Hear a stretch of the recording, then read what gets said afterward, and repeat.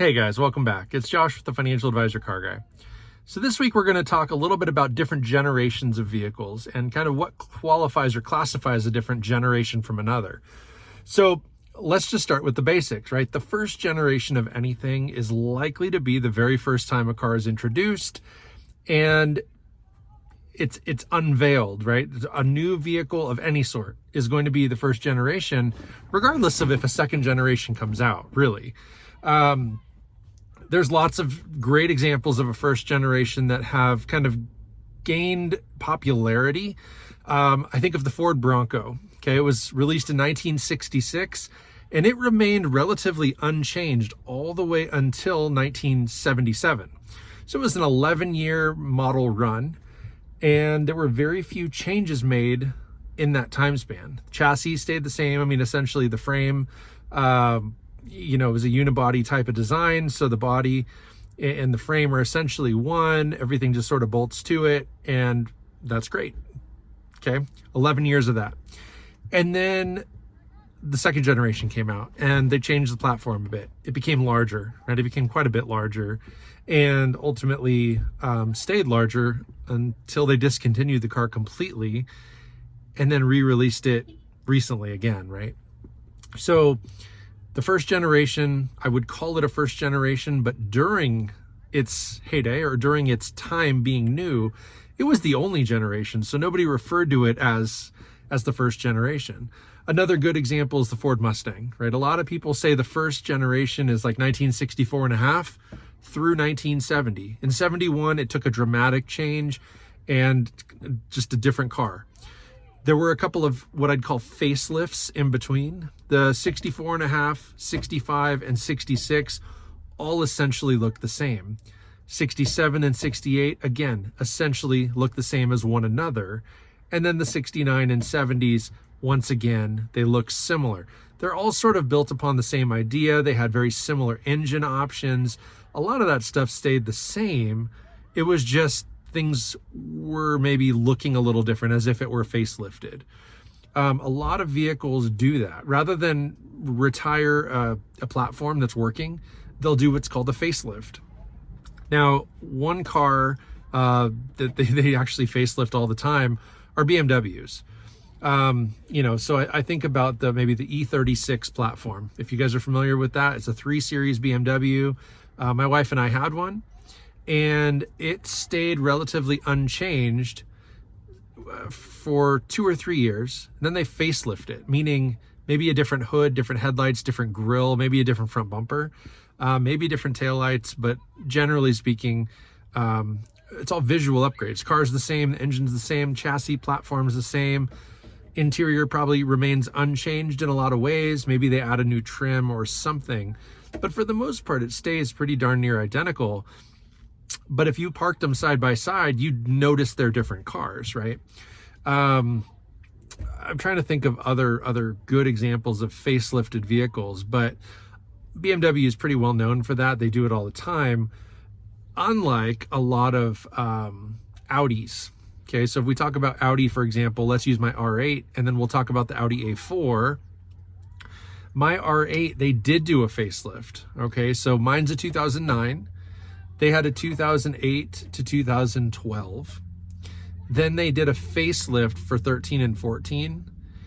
Then they actually discontinued the car in 15. No, I'm sorry. 15 was the last year of the facelift. Then they didn't have a model in 16. In 2017, they came out with the Gen 2. Okay. Then I believe in 2022, they facelifted the Gen 2s. So they've had 2 generations of cars, each with a facelift in between. So essentially you could have 4 different looking cars sitting next to one another, but it would only span 2 generations of the car. Ford F-150, it's another one. They tend to let their vehicles run for, 8 or 9 or 10 years. Then they come out with a new one. And then they come out with a new one. And then they come out with a new one. So Ford Raptors, okay? Actually, well, let's talk about the Ford Raptor, then we're going to go back to the Audi A4. So the Ford Raptor, I've got a Gen 1 Raptor. Mine's a 2012, but they came out in 2011, I think, or 2010 with the smaller engine and whatever. There's my generation with two different engine options. That the smaller option eventually went away. 5.4 liter. Mine's a 6.2 liter. Then they came out with the second gen, which was a whole different truck. I mean, essentially, you couldn't get a V8 any longer, different headlights, and all that stuff. Now, here we are, again, a few years into that, and Ford has changed the trucks again. And now there's a third generation Raptor. They've reintroduced the V8, and, again, a whole new truck. Everything's changed. It's got different headlights, different taillights. Essentially, it looks the same, right? A four-door, or, anymore, they're all four-door, short bed with a lift and all the things from the factory. But, individual options still can change from one truck to the next, but for the most part, it's not a lot different looking. Ford they continually elevate the truck to what they consider a new level. Going back to the A4, I had an A4, and it came with different trims. They had a 1.8 liter turbo, they had a 3 liter V6, and then in the S4, of course, they had the V8, which is the 4.2 liter detuned. And then if you wanted the Mac Daddy one, you get the RS4, which again is another trim. So they essentially had four trims of the A4, and every new body style, they had a B5, a B6, B7, B8, B9, I think is the current one. And essentially that's just the platform, the body, and that's the generation. Another really famous one is the Corvette, right? The C8's the current one. That number is the generation. So a C1 would be an early's 50 Corvette when they first came out, C2s, 60s, et cetera, et cetera.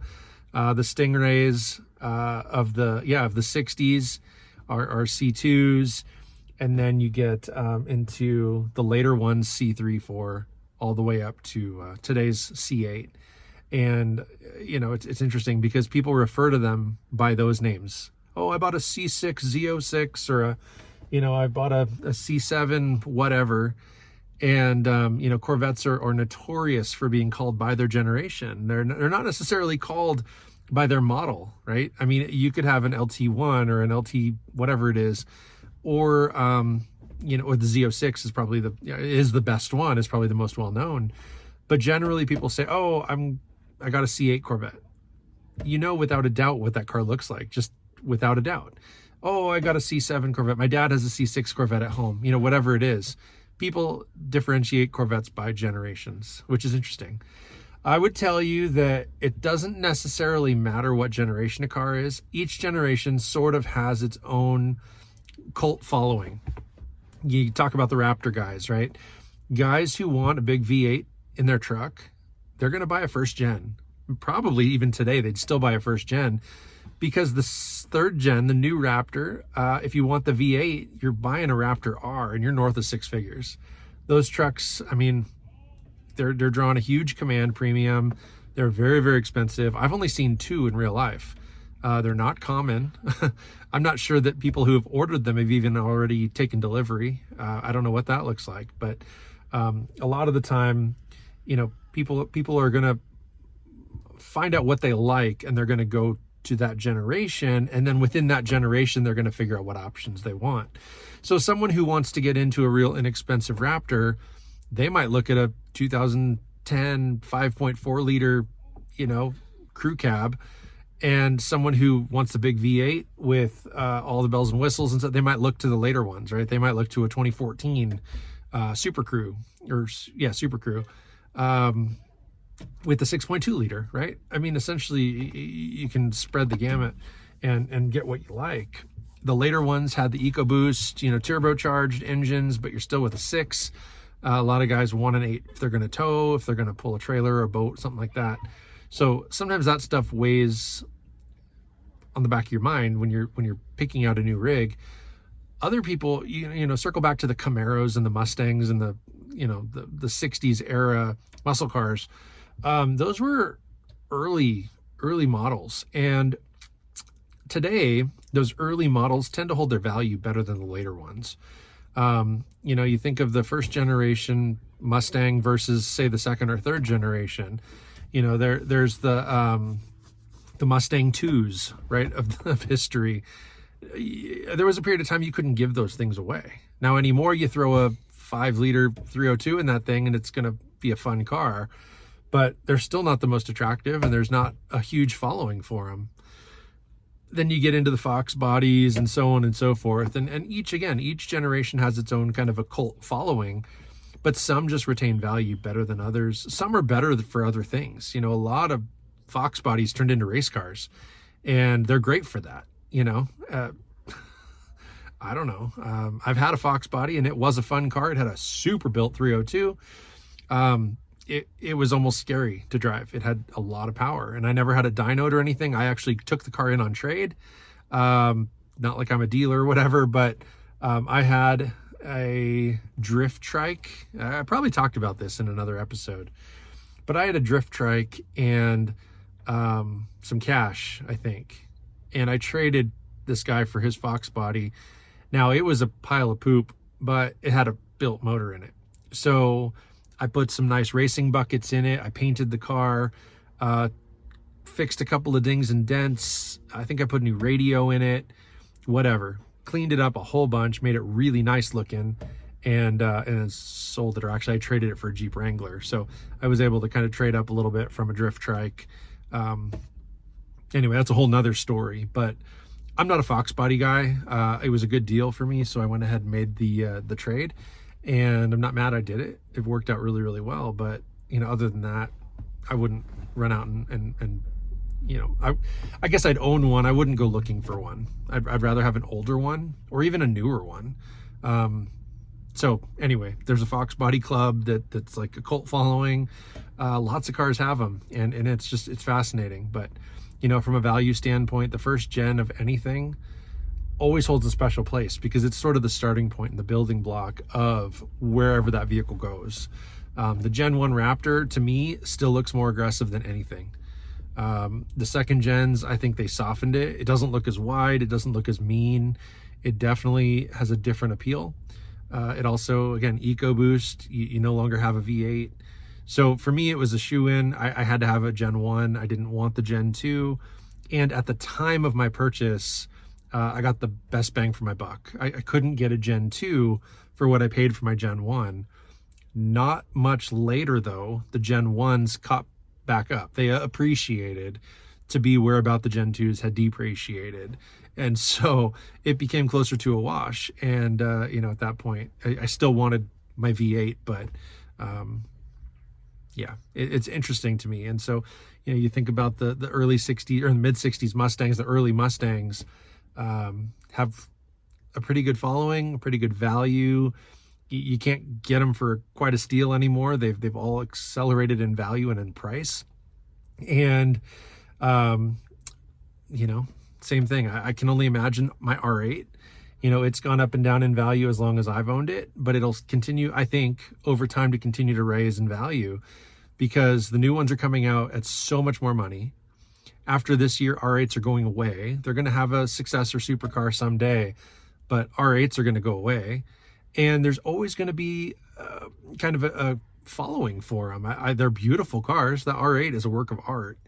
And in many ways, it's been in movies, it's been, in the media. It's just a fun, all-around great car.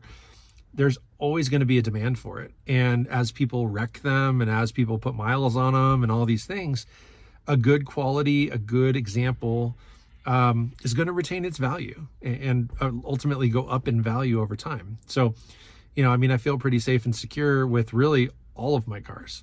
My R8, my Raptor, my Mustang for sure. All three of those, I think over time, I'm not going to get hurt. I think the Raptor probably had its time in the sun during COVID, post-COVID, when used cars were at a demanding premium. I could have sold this thing and made a bunch of money on it. But I didn't because I love it. I wanted to keep it. I will continue to keep it. I don't see it going anywhere. Really, the R8 too, it went way up and has come back down, but it's still above what I paid.